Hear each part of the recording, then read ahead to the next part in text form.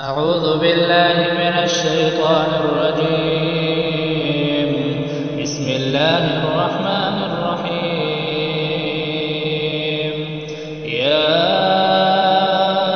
أيها النبي إذا طلقتم النساء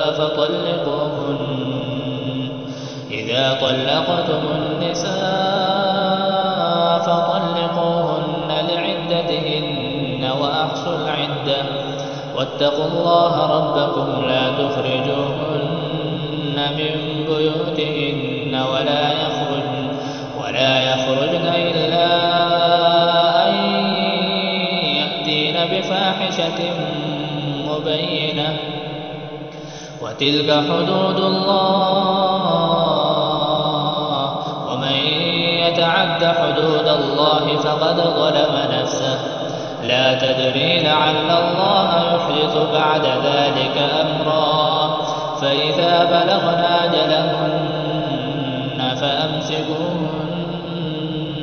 بمعروف أو فارقوهن بمعروف وأشهدوا ذوي عدل منكم وأقيموا الشهادة لله ذلكم يوعظ به من كان يؤمن بالله واليوم الآخر ومن يتق الله يجعل له مخرجا ويرزقه من حيث لا يحتسب ومن يتوكل على الله فهو حسبه إن الله بالغ أمره قد جعل الله لكل شيء قدرا واللائي يئسن من المحيض من نسائكم إن ارتبتم فعدتهن 3 أشهر واللائي لم يحضن وأولاة الأحمال أجلهن أن يضعن حملهن ومن يتق الله يجعل له من أمره يسرا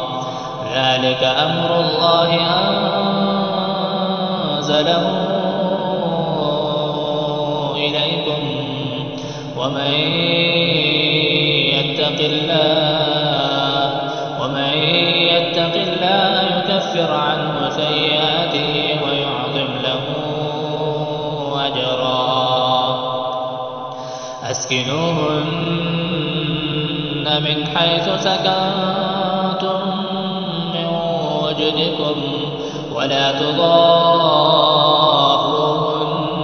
لتضيقوا عليهن وإن كن أولاة حمل فأنفقوا عليهن حتى يضعن حملهن فإن أرضعن لكم فآتوهن أجورهن وأتمروا بينكم بمعروف وإن تعاسرتم فسترضع له أخرى لينفق ذو سعة من سعته ومن قدر عليه رزقه فلينفق مما آتاه الله لا يكلف الله نفسا إلا ما آتاها سيجعل الله بعد عسر يسرا وكأين من قرية عتت عن أمر ربها ورسله فحاسبناها حسابا شديدا وعذبناها عذابا نكرا فذاقت وبال أمرها وكان عاقبة أمرها خسرا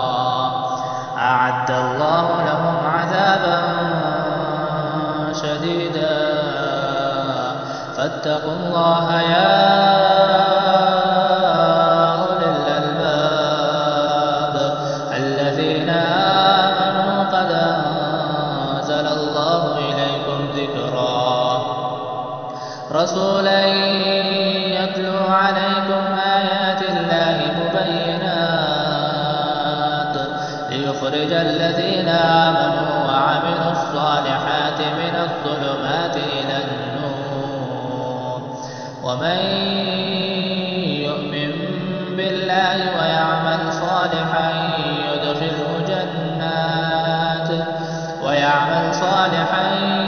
يدخله جنات تجري من تحتها الأنهار خالدين فيها أبدا قد أحسن الله له رزقا الله الذي خلق 7 سماوات ومن الأرض مثلهن يتنزل الأمر بينهن لتعلموا أن الله على كل شيء قدير وأن الله قد أحاط